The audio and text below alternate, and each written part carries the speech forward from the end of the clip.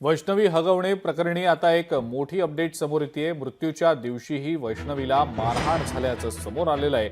वैष्णवीच्या शरीरावर एकूण 29 जखमा आढळून आल्या, त्यापैकी 15 जखमा मृत्यूपूर्वी 24 तासात झाल्याचं शवविच्छेदन अहवालातनं समोर आलेलं आहे। पोलिसांनी याबाबत कोर्टात माहिती सुद्धा दिल्याचं समजतंय। वैष्णवीचा पती, नणंद आणि सासूच्या पोलीस कोठडीत 28 जूनपर्यंत वाढ करण्यात आलेली आहे। तर वैष्णवीच्या मुलाचा ताबा घेण्यासाठी गेलेल्या कसपटे कुटुंबियांना पिस्तुलाचा धाक दाखवत धमकी दिल्याप्रकरणी गुन्हा दाखल असलेला निलेश चव्हाण हा अद्यापही पोलिसांच्या हाती लागलेला नाही। त्याच्या विरोधात लुकआउट नोटीस याआधीच जारी करण्यात आलेली आहे।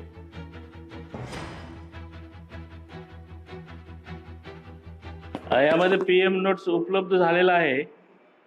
त्याच्यामध्ये एकूण 30 जखमांचा उल्लेख आहे आणि तो तपासाचा भाग म्हणून त्या शवविच्छेदन अहवालाचं विश्लेषण या बाबतीत हा एक तपासाचा भाग आहे। मध्ये एकूण 5 व्यक्तींना ताब्यात घेतलेलं आहे। त्यांची चौकशी केल्यानंतर त्यांना अटक करून आज कोर्टात हजर करण्याची प्रक्रिया करत आहोत। त्यामध्ये मोहन बेगडे, बंडू फाटक, अमोल जाधव, राहुल जाधव आणि प्रीतम वीरकुमार पाटील यांना ताब्यात घेऊन आज कोर्टात हजर करत आहोत। त्यांना लपवून ठेवण्यासाठी मदत केलेली आहे आणि ॲक्च्युली पोलिसांना कळवणं देखील बंधनकारक होतं। पोलिसांना न कळवता त्यांना सहकार्य केल्याबद्दल त्यांना ताब्यात घेतलेलं आहे। तर मृत्यूच्या 24 तास आधी सुद्धा वैष्णवीला मारहाण झाल्याचं आता समोर आलेलं आहे, कारण शवविच्छेदन अहवालातनं ही एक महत्त्वाची माहिती समोर आलेली आहे।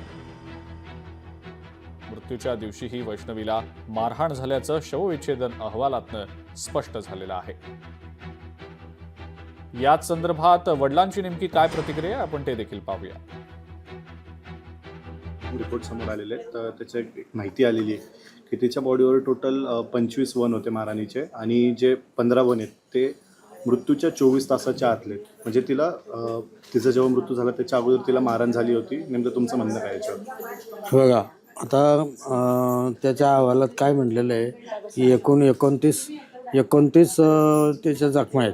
त्यातल्या 15 जखमा ताज्या आहेत, 24 तासाच्या आतल्या आहेत। याचा अर्थ ज्या दिवशी तिला मारहाण करण्यात आली त्या दिवशी तिचा मृत्यूच झाला आणि ही आत्महत्या नसून हत्याच आहे आणि यांनी संगनमताने मिळूनच ही कट रचून हत्या केलेली असा माझा ठाम माझं म्हणणंच आहे की तिला मारण्यातच आलेलं आहे। आणि दुसरी गोष्ट अशी की हे जर ते 15 वळ 24 तासाच्या आतले आहेत आणि बाकीचे जे काही वळ जुने आहेत म्हणतात, तर याचा अर्थ असा होतो की यापूर्वी तिला सतत मारहाण, तिचा छळ होतच होता, हे त्याच्यावरून सिद्ध होतं। याआधी देखील पोलिसांनी तो पाईप देखील हस्तगत केला आहे ज्यांनी वैष्णवीला मारहाण झाली होती। आता तुम्ही